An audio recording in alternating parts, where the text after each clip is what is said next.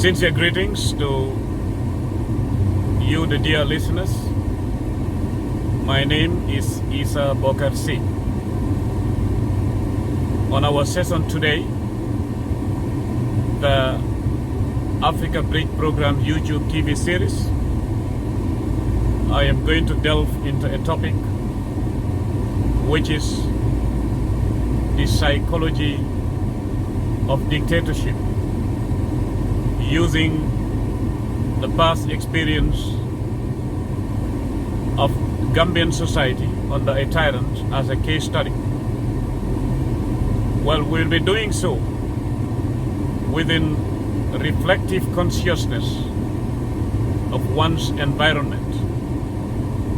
Well, what are the inner feelings and what are the external challenges, odds, expectations that influence those inner feelings?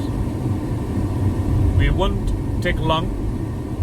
It will be a short, condensed, thought-provoking session.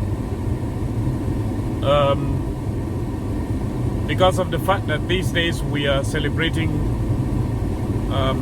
Tabaski, I would also say Eid Mubarak to our Muslim brothers and sisters in the Gambia and outside, and also extend special greetings to our Christian brothers and sisters who live with us and enjoy the feast with us in harmony and respect. Now, that said, I have been engaged by a Gambian intellectual who lives in the United States and travels in the Gambia or to the Gambia once in a while.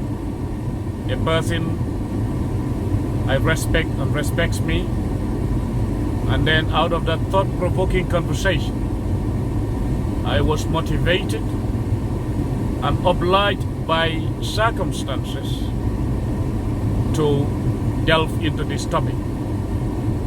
The topic today is the psychology of dictatorship, using Gambia's past experience under a tyrant as a case study. Well, we wouldn't go further without using the following avenues. Then expect to reach an open space cleared by open minds, cleared by wisdom and intelligence and experience.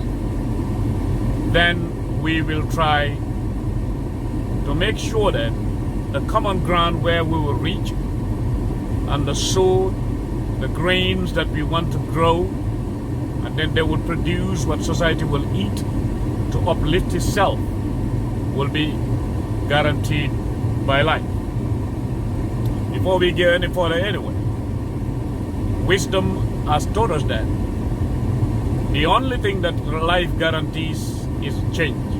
Nothing else is guaranteed in life other than change. Well, we used to say this before, and we are saying it today, and we are living through that. Well, how do dictators survive? How were they able to survive in other countries and then survived in the Gambia for 22 years? And today we are living through the effects. The repercussions are being made known by eyewitnesses or people who participated in it.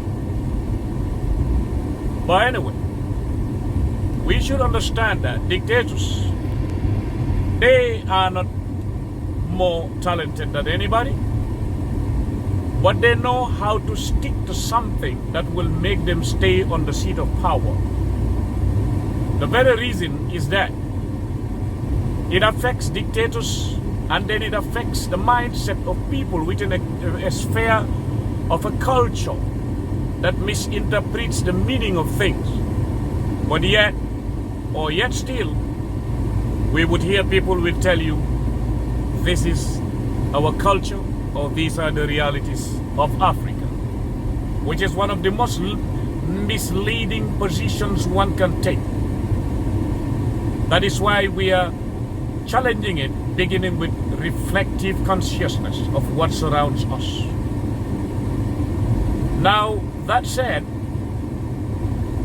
we must understand that dictators, they use pain, pleasure, fear to remain around.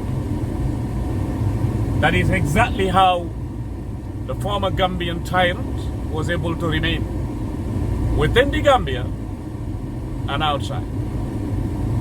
Now, the painful part of it is that when they send fear out, and fear is repelled by resistance, those who resisted that, those who repelled fear by being able to contain it with resistance were captured, subjugated, and then made to suffer consequences. And these consequences are nothing other than pain. So what does the dictator target? Because we have 5 senses.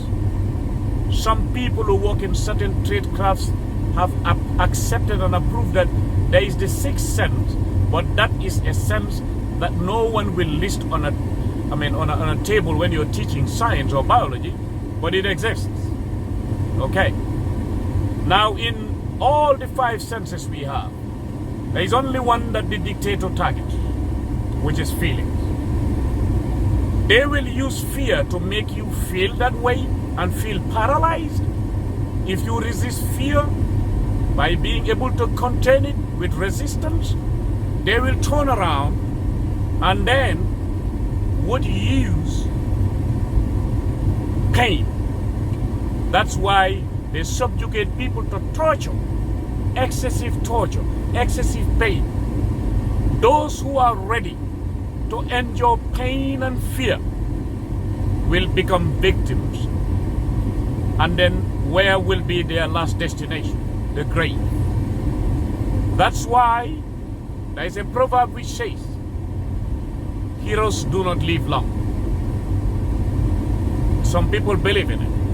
And I used to say, if anybody wants to effect change on the tyranny, and you are not ready to be within these 3, then think twice. You are not made for that.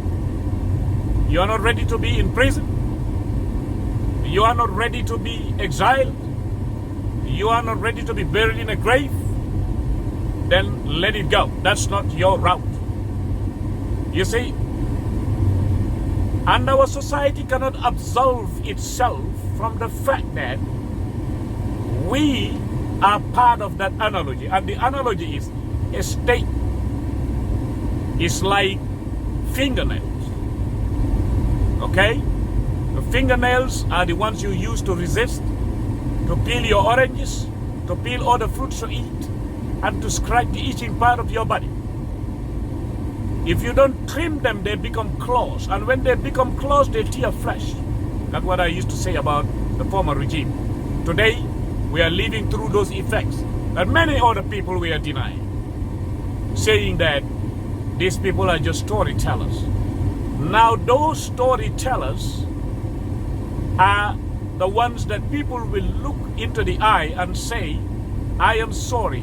On the whole, everything you used to say about this regime was true.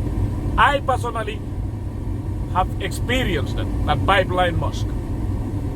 Some personality came to me and said, Dom, ndeke lingen don wa yeb degala, means my son, on the whole, everything you were saying is true.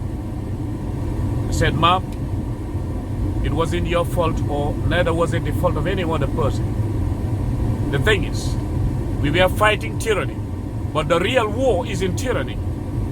After ending tyranny, we should fight under development and ignorance. Because where there is underdevelopment and ignorance is where an authoritarian character strikes and survives and lives to perpetuate fear and then perpetuate self on the seat of power. Let's wait for the second part.